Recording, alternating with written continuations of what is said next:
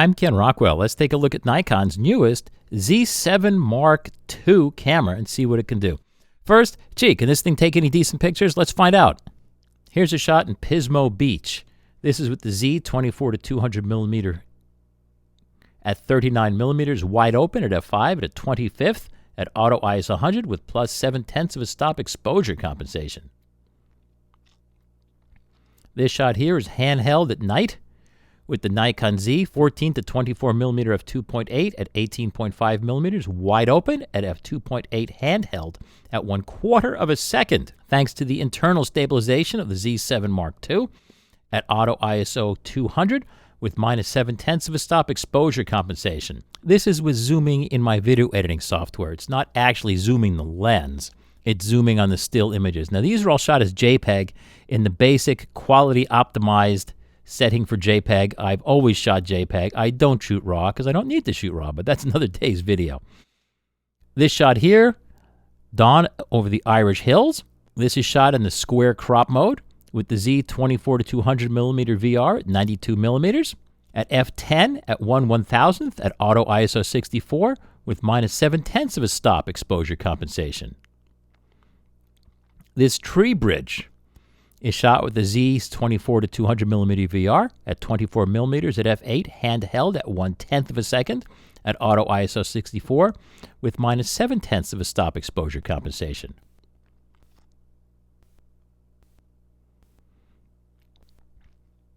Here's an Aztec calendar. This is shot in the 4:5 crop mode of the Z7 Mark II with the Z 24-200mm VR at 24mm at f8 handheld at 1/8 of a second at auto ISO 320. These stools, people have asked me, no, these stools are just set out this way. This is about 10 o'clock in the morning, so the stools are just relaxing. They're not actually in use yet at this restaurant. This is shot with the 24-200mm VR at 54mm at f16 handheld at a 25th.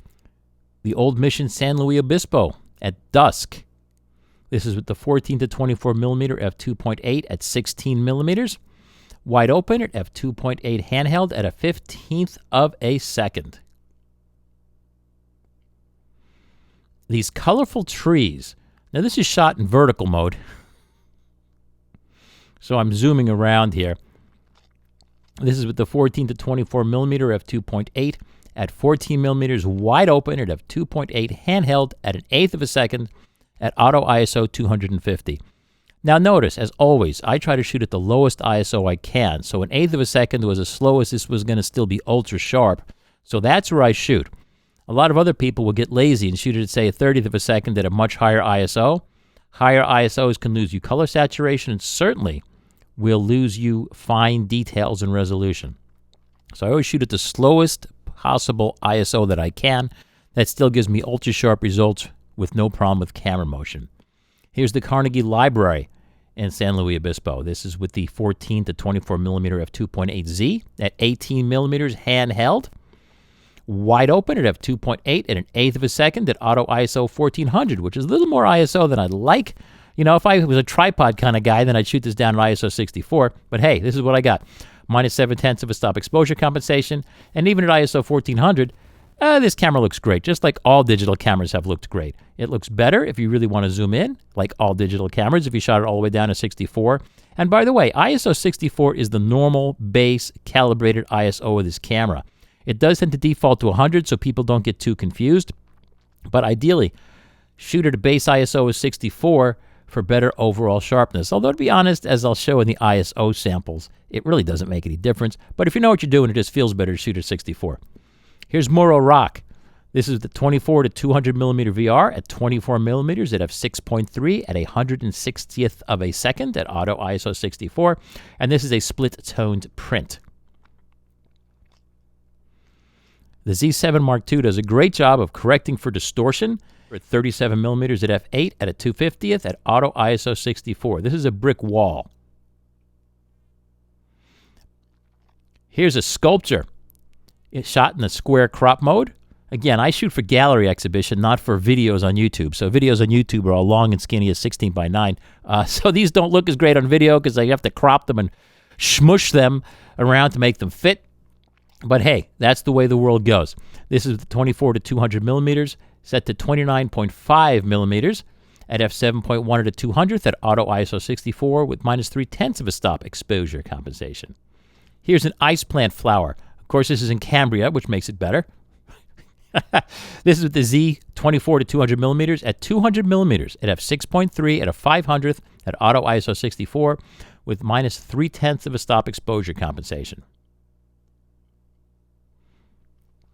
This is shot with the 14 to 24 2.8 at 14 millimeters, wide open at 2.8, handheld with the built-in stabilization of the camera, stabilizing at a 15th of a second at auto ISO 220 with minus 7/10 of a stop exposure compensation.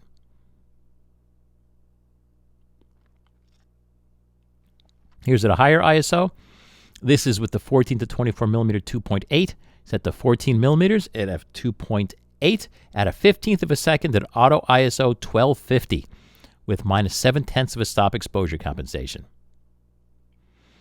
This camera, like all the Nikon digitals for the past quite a few years, have been able to do. This is fake HDR mode. I just shot it normally.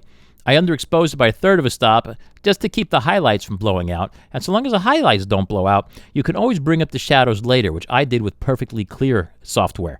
This is with the 14 to 24 at 24 millimeters at f2.8 wide open at a 25th at auto ISO 1000. Again, I brought up the shadows later in software, and it looks great. And this is just a handheld walking around shot. I didn't shoot at f16, and I didn't shoot it on a tripod. Here's a wooden walkway. This is shot in the square crop mode with the Z 24 to 200 millimeter at 60 millimeters. At f11, handheld at a 60th at auto ISO 90.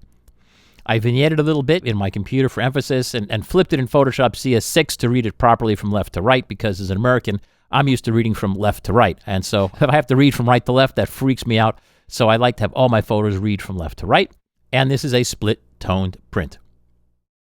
Last but not least, here's a farmhouse in Camarillo, California, shot with the 14 to 24 millimeter Z at 24 millimeters at f16, handheld at a 30th at auto ISO 64 with minus 3/10 of a stop exposure compensation.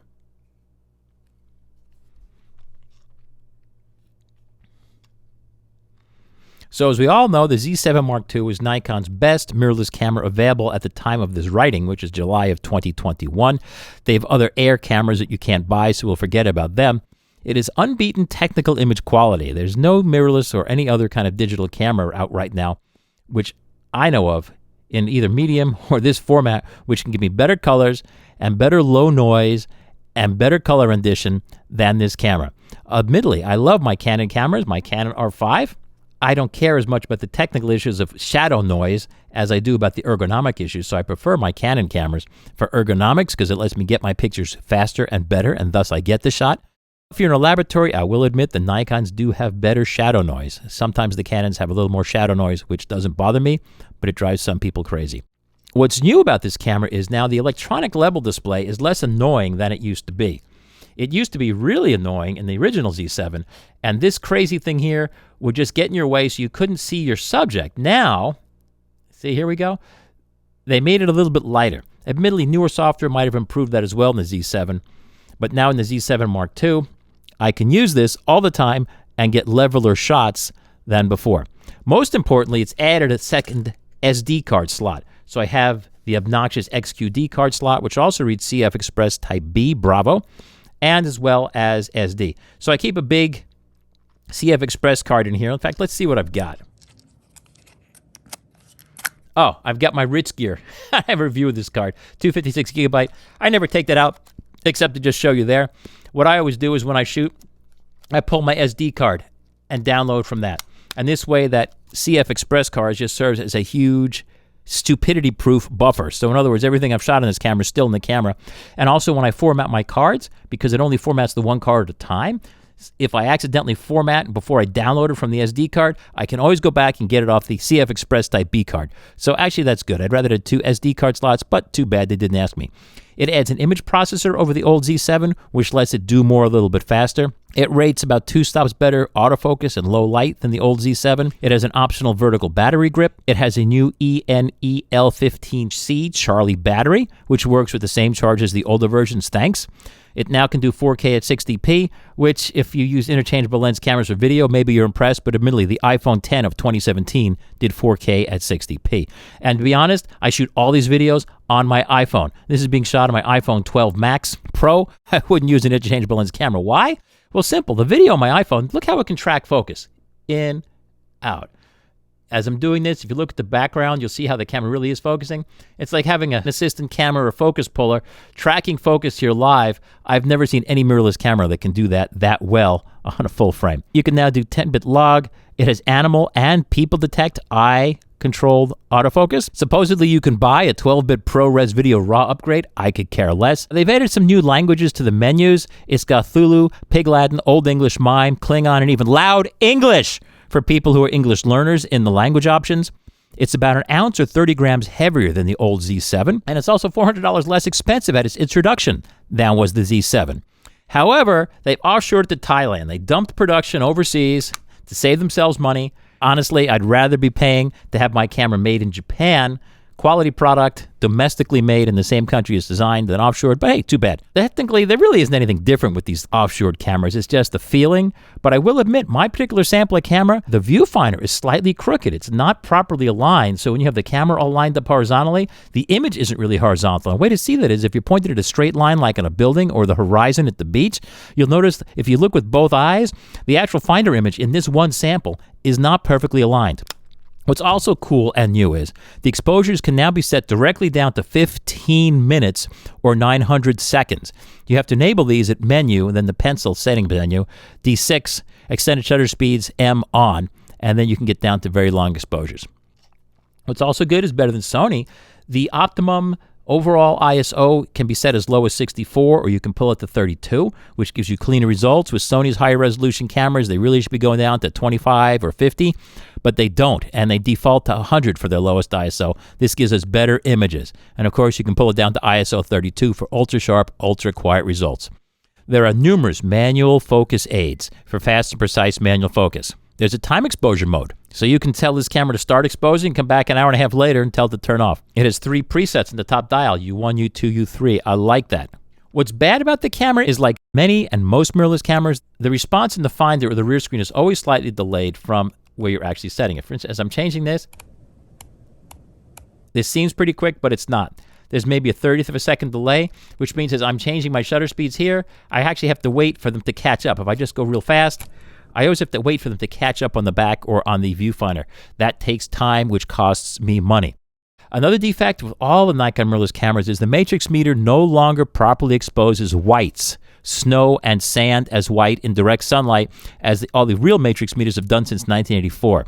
The problem is now it's stupider. If you're pointing at something like bright clouds, it'll just come out as gray. That's really sad. Just like the 1940s and 50s, Nikon somehow forgot what they did right. The sensor's not protected when you shut off the camera, or I didn't even shut it off here, but if you shut off the camera, the sensor's bare naked, which means it's going to get dirty. You're going to have to clean it off. And I find with any of these cameras, after I've owned them about a month, I'm starting to get dirt on my sensor. Too bad, so sad. The front and rear dials aren't soft and grippy. This is a metal dial, and the angle at which you use it, you see how I'm using it here? It's hitting me with this edge. I don't like that. It's almost as bad as Sony, but not quite. The front dial's okay, but it's crappy plastic. It is not nice, soft, and firm rubber like on an F5. Another systemic problem with Nikon is they don't have good compatibility with their older lenses. The FTZ does not autofocus with any of Nikon lenses, except those with the built-in autofocus motor, which are AFS and AFP lenses. The FTZ does not autofocus with their F-mount, AI, AIS lenses. The AF lenses or AFD lenses all become manual focus. Welcome back to the Stone Age. So that's really sad, and that's another reason that I prefer Canon, because all of their system, all of their EF lenses since 1987 work flawlessly. And in fact, I kid you not, you can get an EF to Z adapter, which lets Canon's older lenses autofocus just great on this Nikon Z, but Nikon doesn't make an adapter to let their own lenses that are autofocus from the 1980s, 1990s focus properly on the Z. There's no focus mode lever. It's missing All of Nikon's autofocus cameras since 1986 have had an autofocus mode switch. All of them had 3 modes: manual, continuous, and lock. In other words, AFS, AFC, manual focus. No, you now have to sign a button or dial to do that. That's a real bummer. There's no playback auto rotate. When I'm playing back images, there's no option to have images play back and rotate themselves as you rotate the camera, just like every iPhone has done. Yes, you can set them to rotate tall so the verticals just occupy half the screen. That doesn't count. That's just kind of dumb. There's a junk file in each image folder. What's missing? There's no built-in flash. There's no full-stop ISO setting option in the menus. It's always in thirds, which I hate because it's 3 times as many clicks to get to any ISO. I only shoot in full ISOs. There's no color histogram while shooting, only in playback. There's no ability to have these pre-programmed U1, U2, U3 modes auto-update as you shoot. In other words, when I first get a camera, I usually set those to auto-updates so they each, I'm fine-tuning them as I like to work. I can't set them to do that, and that's too bad. There's no battery life figure specified, but to be honest, I've never had a problem with battery life, so that's okay. There's no auto brightness control for the rear LCD, just like every iPhone has. So in other words, if you go out in daylight, you probably want to turn it up, but it doesn't really matter because I only use the viewfinder. There's no GPS, but you can try to use the app to tag your images if you want. None of these controls are illuminated at night, as they should be. I mean, every telephone I've had since the 1980s has that illuminated button so you can see what you're doing at night, but my best shots are made at night with this camera. You can't see the buttons. You have to use a separate flashlight. There's no standard threaded cable release socket. The in-finder data displays don't rotate with the camera. And if I show you on the rear here, there's no option to have those just rotate as they do with the Fuji cameras. There's no shutter speed dial, no ISO dial. There's no voice notes like a pro camera like the R5 or the Nikon D6. Overall, performance-wise, this offers unbeaten image quality and a body with good enough ergonomics. If you're already in the Nikon system, this is a superb camera. But watch out, if you're considering going to a different brand, I wouldn't go to Sony or Fuji because I don't like their ergonomics or menu systems. But I would suggest, if you're new to mirrorless, give a good hard look at Canon. And the reason why is I prefer the lens lineup, I prefer the company. They make their cameras domestically in Japan for the most part. Their technical support in the United States, if you call 1-800-CANON, you get a knowledgeable photographer on the other hand who knows exactly how to make your camera do what you want it to do, and you don't get funny looks. Also, the Canon system is far more compatible with all the old lenses you already own or can buy cheap off of eBay used, the old EF lenses.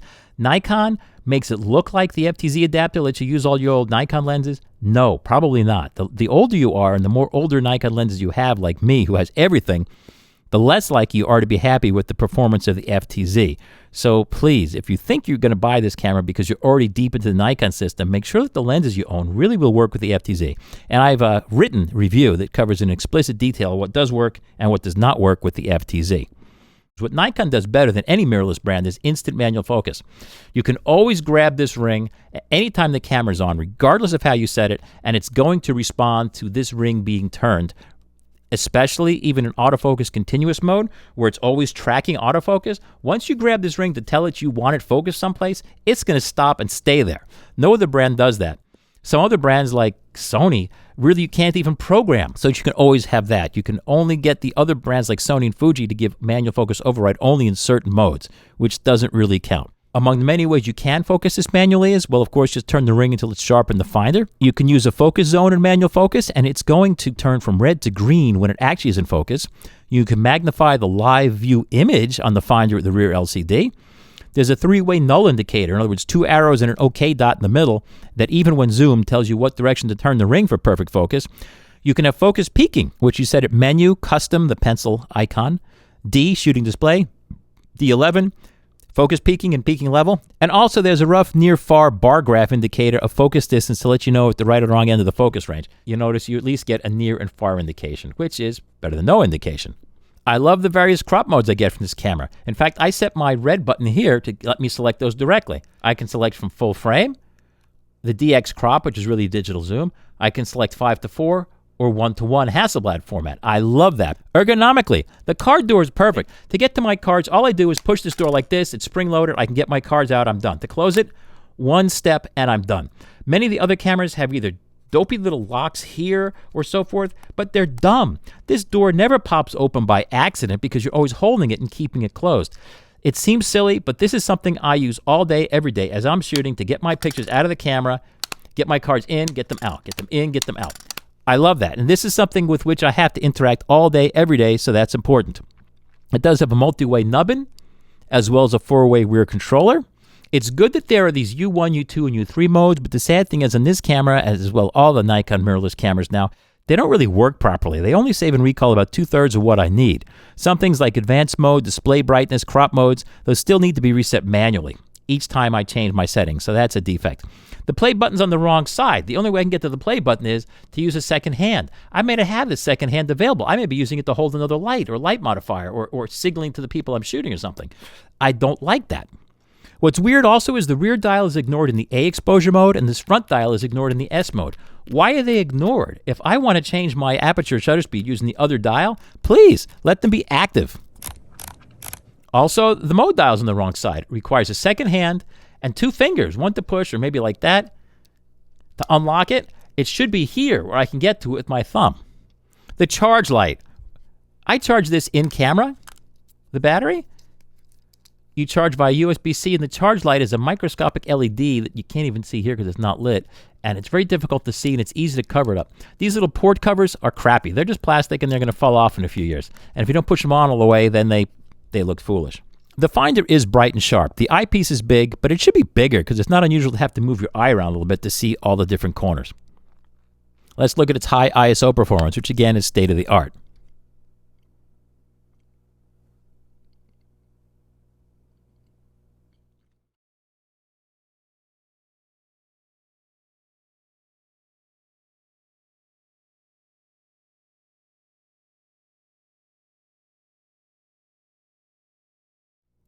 And the good news is you'll see it, the image doesn't really change much as we go to higher ISOs.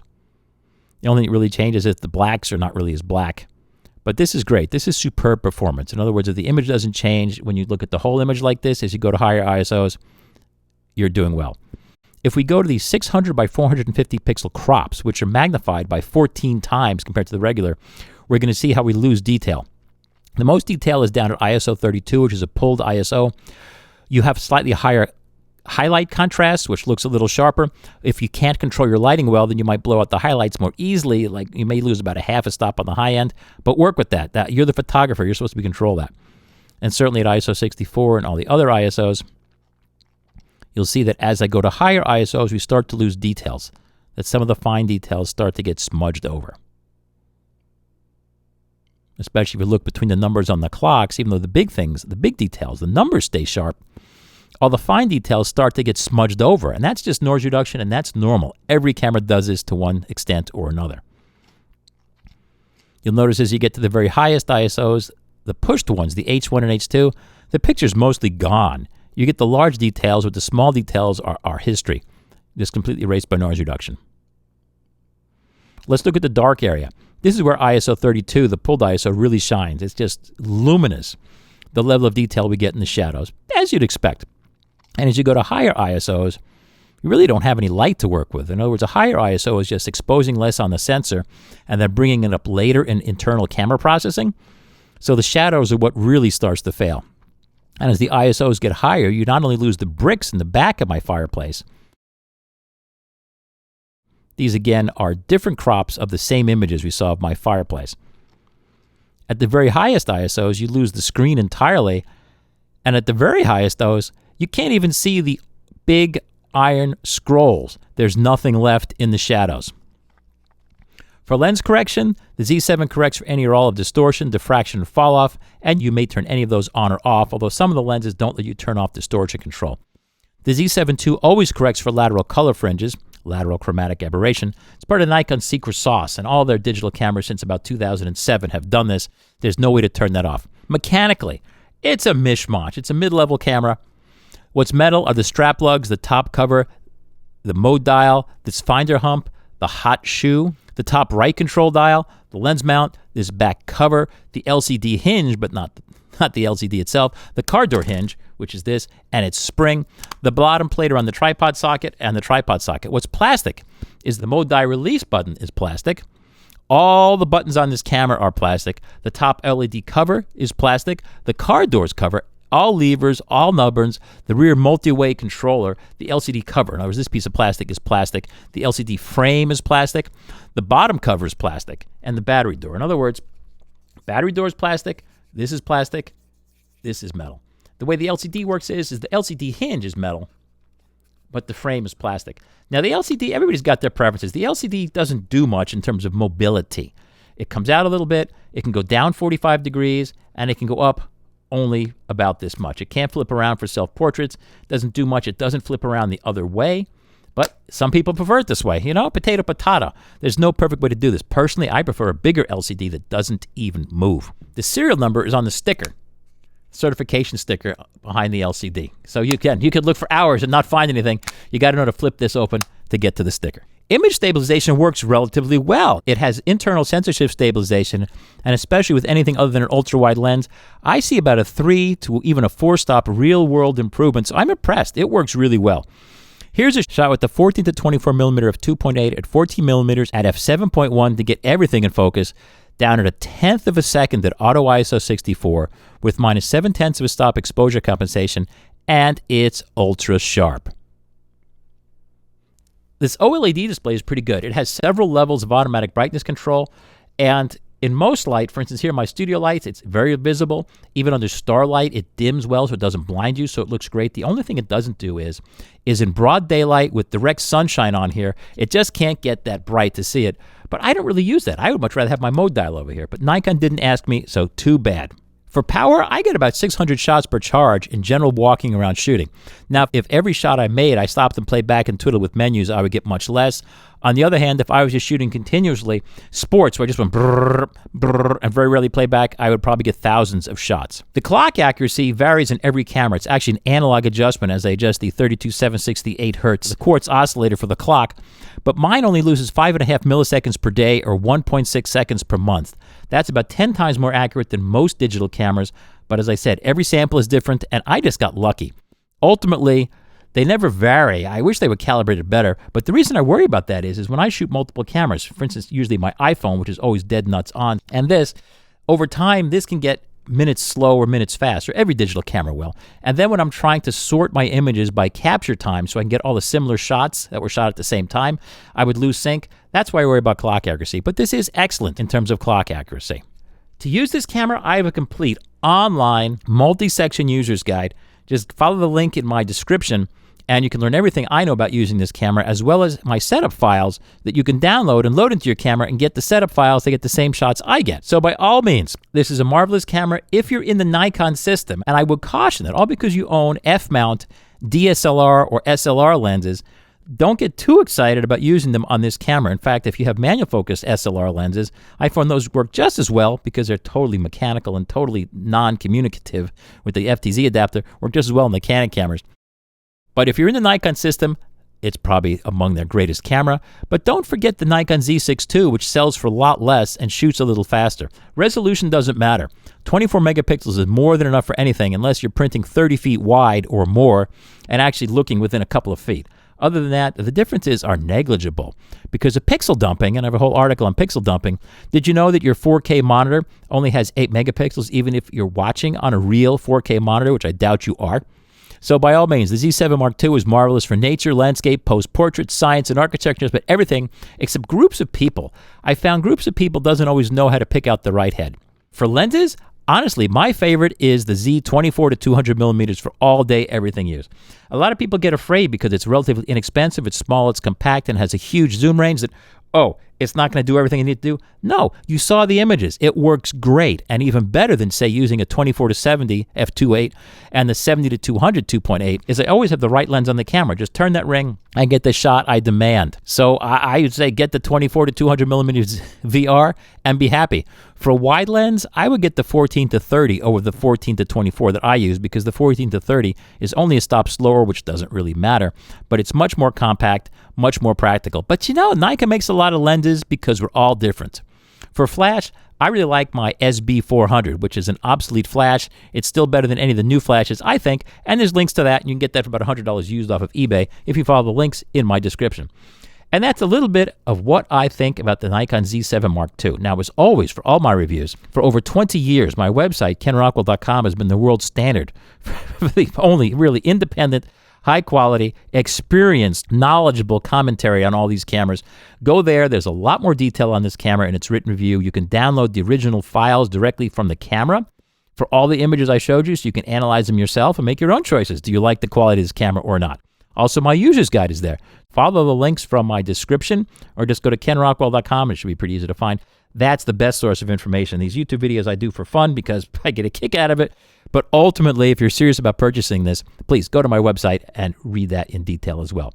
And that's it. Thanks again for watching Ken Rockwell, kenrockwell.com, here on kenrockwell.tv.